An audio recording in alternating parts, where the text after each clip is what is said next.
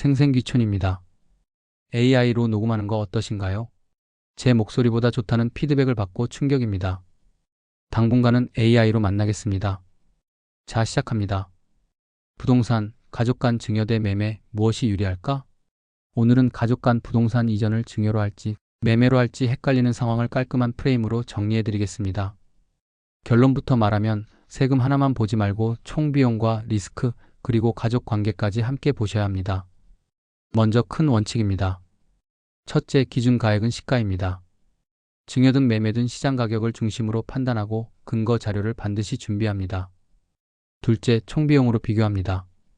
취득세, 증여세 또는 양도소득세, 등기, 중개비 등 거래비용, 그리고 향후 보유세까지 합산합니다. 셋째, 자금 흐름과 실질이 핵심입니다. 가족 간 매매는 실제 대금을 전액 지급하고 금융 흐름이 명확해야 하며, 그렇지 않으면 가장매매나 증여로 의제될 수 있습니다. 증여가 유리한 경우를 먼저 보겠습니다. 장기 보유할 자녀에게 소유권을 미리 넘겨 향후 양도세를 자녀 쪽에서 관리하고 싶을 때, 그리고 증여세보다 매매로 인한 양도세가 더 큰 경우입니다. 단, 증여 시 취득세는 별도로 발생하고 주택수에 따라 세율이나 부담이 달라질 수 있으니 최신 기준으로 확인해야 합니다. 또한 증여받은 재산을 수증자가 단기간 내에 처분하면 2월과세 규정으로 절세 효과가 사라질 수 있습니다. 즉, 일정 기간 이내 매도 시 취득가액을 증여자의 원가로 이어받아 양도세가 커질 수 있다는 점을 꼭 기억하세요. 매매가 유리한 경우도 있습니다. 자녀가 실제로 대금을 지급할 수 있고 시가에 근접한 가격으로 거래해 자금 출처와 실질을 분명히 할 수 있을 때입니다. 특히 증여세 부담이 크게 예상되는 고가 자산이라면 매매로 전환해 양도세와 취득세의 합을 비교해보는 방식이 현실적일 수 있습니다. 다만 가족 간 매매가 시가보다 현저히 낮으면 그 차익이 증여로 보일 수 있고, 대금 지급이 형식적이면 전체가 증여로 판단될 위험이 있습니다. 결정은 4단계로 하겠습니다. 첫째, 목적을 명확히 합니다. 거주, 보유, 매도 중 무엇이 1순위인지 정합니다. 둘째, 시가 근거를 확보합니다. 인근 실거래가, 감정평가, 공시가격 보완자료 중에서 가장 설득력이 있는 자료를 택합니다. 셋째, 총 비용을 산출합니다. 증여하는 취득세와 증여세, 등기비용, 향후 보유세를 합산하고 매매하는 취득세와 양도세, 등기 중개비, 보유세 변화를 합산합니다. 넷째, 리스크를 점검합니다. 저가 양수, 고가 양도, 의제, 가장매매 의심, 2월과세, 주택수 변화에 따른 보유 취득 부담 등을 체크합니다. 이제 대표적인 2가지 사례로 감각을 잡아보겠습니다. 첫 번째 사례, 부모가 다주택이고 자녀는 무주택인 상황에서 중가주택을 이전하려는 경우입니다. 증여를 선택하면 자녀가 곧바로 1주택을 보유하게 되어 향후 자녀의 거주 보유 전략이 수월해질 수 있습니다. 다만 증여 취득세와 증여세가 즉시 발생합니다. 매매를 선택하면 부모에게 양도세가 발생하므로 취득가와 보유기간, 장기 특별공제, 적용 여부 등을 고려해 비교해야 합니다. 이 경우에는 자녀의 자금 출처와 실제 대금 지급 가능성이 충분하지 않다면 증여가 더 자연스러울 수 있습니다. 두 번째 사례, 부모가 장기간 보유한 고가주택을 자녀에게 넘기고 자녀가 단기간 내 매도를 계획하는 경우입니다.